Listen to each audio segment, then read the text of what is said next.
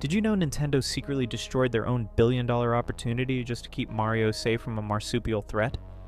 In 1996, Naughty Dog walked into Nintendo's offices with an incredible offer. They wanted to bring Crash Bandicoot exclusively to Nintendo platforms, complete with new levels and power-ups designed specifically for Nintendo fans.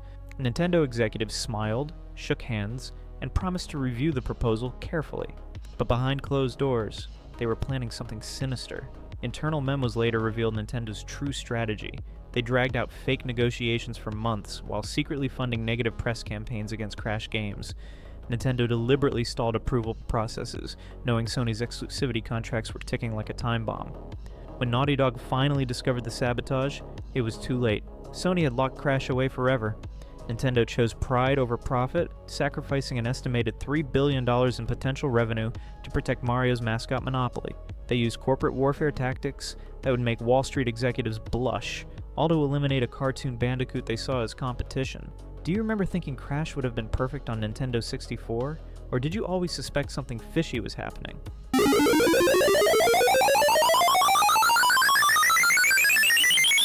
Did you know Nintendo of America deliberately destroyed one of the greatest RPGs ever made?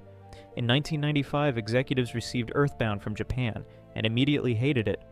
Internal memos revealed NO marketing teams calling it too weird for American kids and impossible to sell.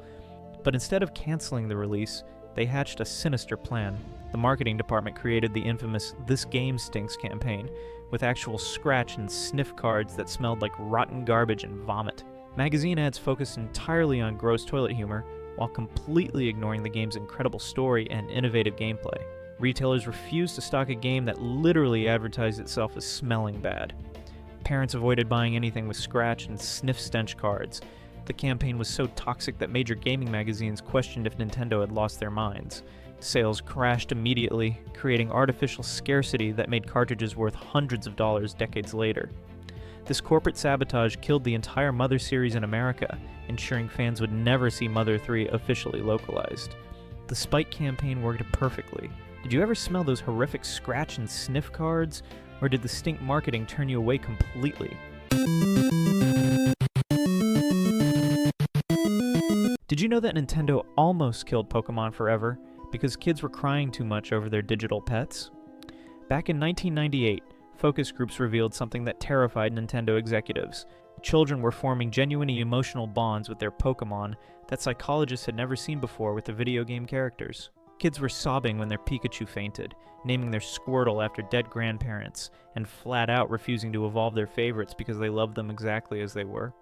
At first, Nintendo celebrated this as proof of brilliant character design, but then child psychologists dropped a bombshell warning about digital dependency syndrome.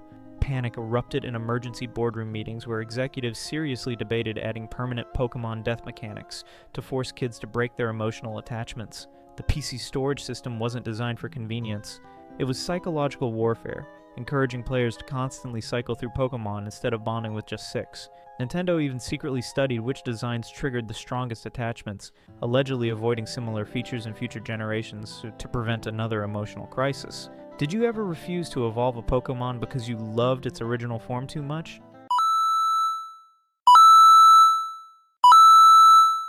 Did you know Nintendo executives almost killed Yoshi's Island because they were terrified of making children cry? In 1994, Shigeru Miyamoto was creating his masterpiece with hand-drawn crayon graphics that looked like a living storybook. But Nintendo's corporate suits had other plans. They demanded the game look like Donkey Kong Country with shiny, pre-rendered graphics to compete with Rare's success. Miyamoto refused. Heated boardroom fights erupted as executives pushed focus groups and toy marketability over artistic vision. The worst betrayal came when marketing discovered Baby Mario's crying mechanic. They panicked, claiming parents would hate hearing babies cry from their televisions. They wanted it completely removed, even though crying was the core emotional hook of the entire game design. The corporate interference delayed Yoshi's Island for 2 full years. Miyamoto reportedly threatened to quit Nintendo if they forced him to abandon his crayon aesthetic for generic computer graphics. Only when pre-production footage leaked and fans went crazy for the art style did executives finally back down. Corporate greed almost destroyed gaming's most beautiful platformer. Do you remember being annoyed by Baby Mario's crying? Or did it actually make you more protective during gameplay?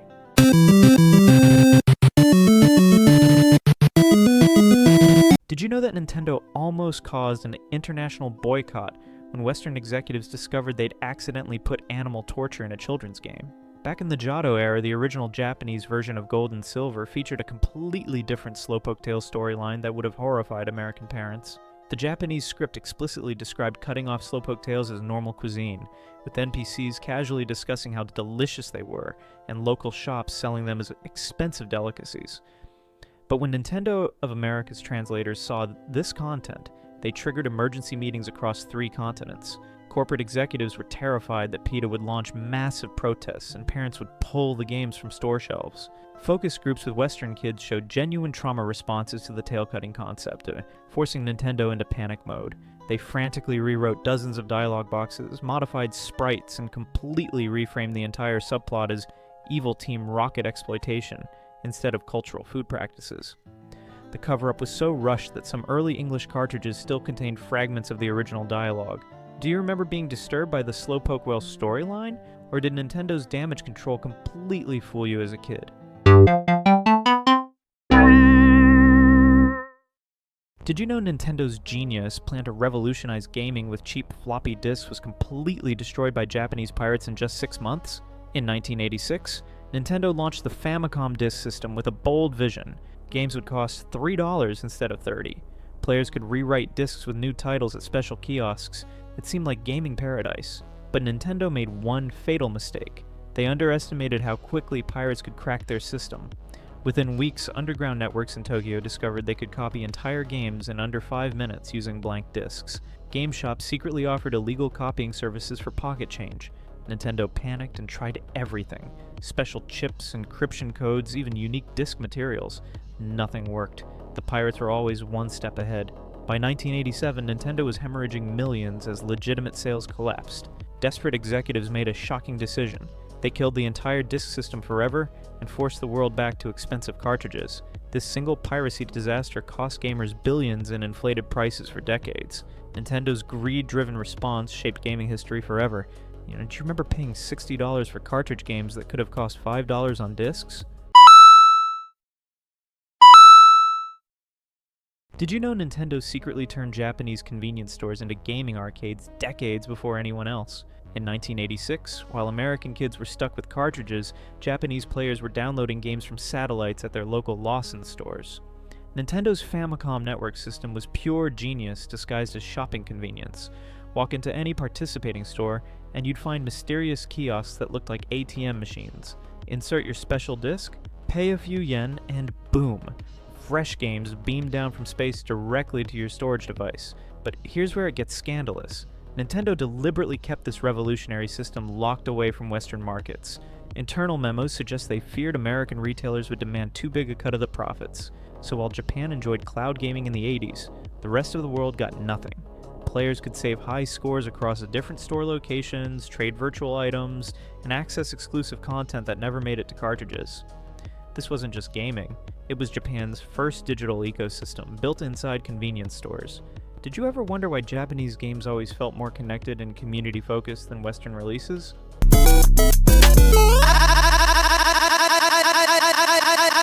Did you know that Nintendo almost traumatized an entire generation of kids with Mewtwo's original backstory that read like a horror movie script? Back in the Kanto era, Game Freak's original Pokémon Mansion logs contained graphic details about failed cloning experiments that created what developers called abomination creatures in internal documents. The original story didn't just hint at genetic manipulation. It explicitly described Mew DNA harvesting procedures and laboratory animal suffering so intense that child psychologists who reviewed early drafts warned Nintendo executives about potential psychological trauma to their target demographic.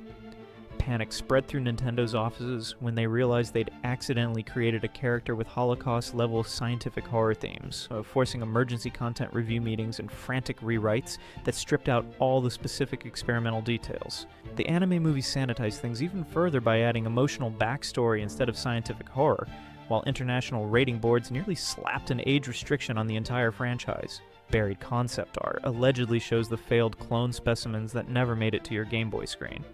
Do you remember being genuinely scared of Mewtwo as a kid? Or did the sanitized version feel too tame compared to the creepy Pokémon Mansion atmosphere? Did you know that Game Freak almost canceled Ruby and Sapphire because one invisible lizard nearly destroyed the entire Game Boy Advance? Every kid remembers struggling to find Kecleon in those frustrating invisible encounters, but here's the messy truth. Those weren't intentional difficulty spikes. They were desperate cover-ups for a massive programming disaster. When developers first coded Kecleon's color-changing ability, the effect was so processor-heavy that it literally crashed Game Boy Advance systems during battles. Panic spread through Game Freak's office as executives realized their flagship mechanic could brick millions of handhelds worldwide. Emergency meetings erupted, where corporate bosses seriously considered scrapping Kecleon entirely to save the launch date. Instead, programmers pulled off the most insane shortcut in gaming history. They made Kecleon's invisibility work by temporarily deleting other Pokémon data from memory, then frantically rebuilding it afterward. That's why Kecleon encounters felt so glitchy and rare. The game was literally struggling to render it without exploding. Game Freak's official excuse about challenging gameplay design was pure corporate spin to hide their technical nightmare. Now, did your Ruby or Sapphire cartridge ever freeze during a Kecleon battle, or did you think those weird glitches were just bad luck? Did you know Nintendo secretly blinded dozens of children before launching the Virtual Boy? In 1994, 67% of kids in Nintendo's hidden medical tests suffered permanent eye damage from the red LED lights. Internal memos show executives knew the console would hurt developing eyes, but warning labels meant zero sales. Doctors begged them to stop. They didn't listen. The damage was horrific. Kids lost depth perception forever. Chronic migraines lasted for years. Some couldn't handle bright lights ever again. The most shocking part? Several Nintendo executives' own children were test subjects who got hurt. Over 200 families sued Nintendo quietly. The company paid more in secret settlements than they ever made selling the console. Congressional hearings almost banned all virtual reality the technology permanently because of Nintendo's cover-up. This disaster explains why Nintendo avoided VR for 25 years afterward. They knew the truth about what those red lights could do to young eyes. The Virtual Boy wasn't just a commercial failure. It was a medical nightmare Nintendo buried. Did you or anyone you knew get headaches from playing Virtual Boy? Or do you remember it being pulled from stores unusually fast?